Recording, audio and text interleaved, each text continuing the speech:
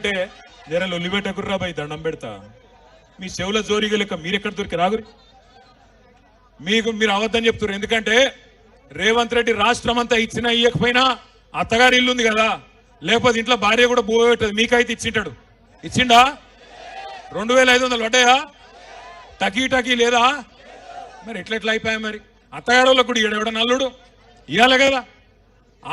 ఏం చెప్పిండు?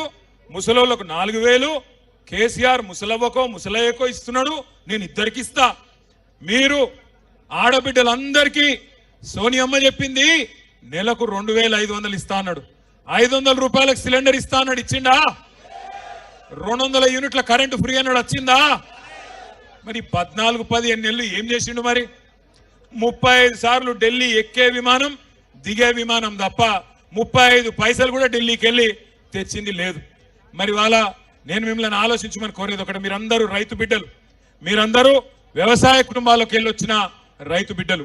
ఇవాళ కేసీఆర్ గారి నాయకత్వంలో 10 ఏళ్లలో ఇదే కల్వకుర్తి తాలూకాలో, ఇదే వలసల జిల్లాగా పేరుపడ్డ పాలమూరు జిల్లాలో బ్రహ్మాండంగా రివర్స్ మైగ్రేషన్ చాలు అయి వేరే రాష్ట్రాలకు వెళ్ళి కూడా కూలీలు మన పొలాలకెచ్చి పనిచేసే పరిస్థితి కేసీఆర్ నాయకత్వంలో మనం తెచ్చుకున్నాం.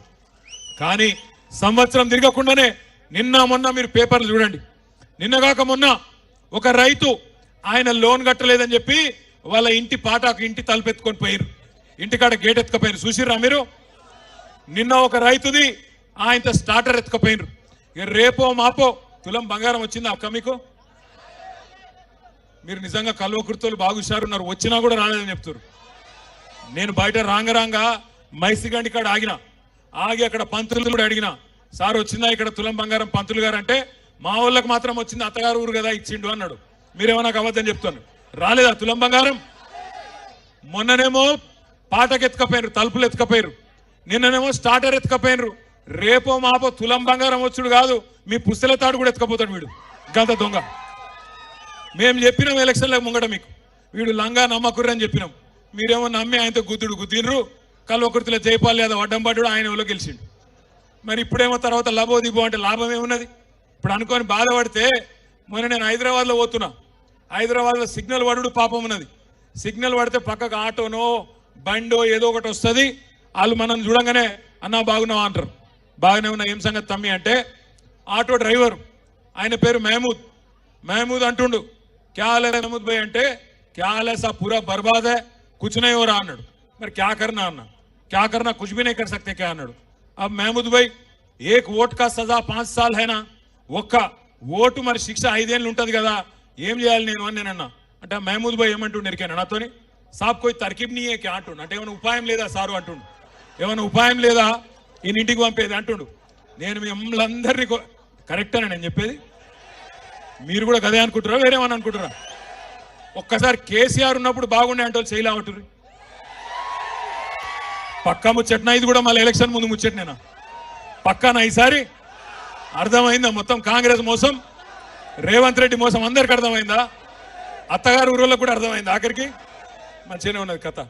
నేను మీ అందరినీ ప్రార్థించేది ఒకటే, ముఖ్యంగా రైతు బిడ్డల్ని.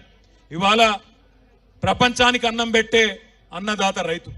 రైతుకు కులం ఉండదు, రైతుకు మతం ఉండదు.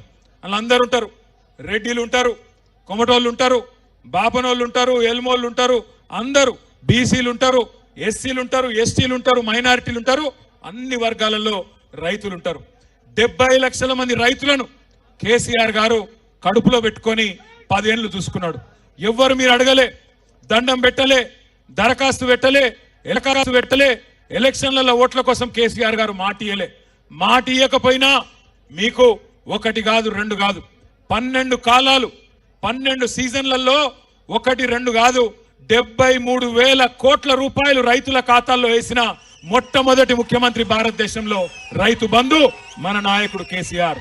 ఒక రైతు చచ్చిపోతే ఆ రైతు కుటుంబం రోడ్డు మీద పడద్దు, ఆగం కావద్దు అని ఆలోచించి, బువ్వ పెట్టే రైతు కుటుంబం ఆగం కావద్దని ఆలోచన చేసి, రైతు చచ్చిపోతే మొట్టమొదటిసారి స్వతంత్ర భారతదేశంలో 5 లక్షల రైతు బీమా ప్రవేశపెట్టిన నాయకుడు కేసీఆర్.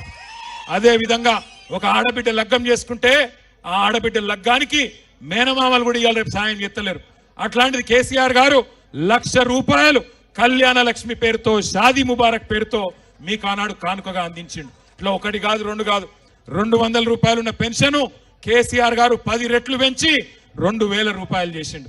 కానీ ఇవన్నీ చూసి బర్దాష్ గాక నంగనాచి మాటలు చెప్పి, దొంగ మాటలు, మోసపు మాటలు చెప్పి ఎట్లనన్నా ప్రజలను మోసం చేసి అధికారంలోకి రావాలని చెప్పి అరిచేతుల స్వర్గం చూపెట్టి ఆ మొండి చేయోళ్ళు మోసం చేసిండ్రు, గెలిచిండ్రు.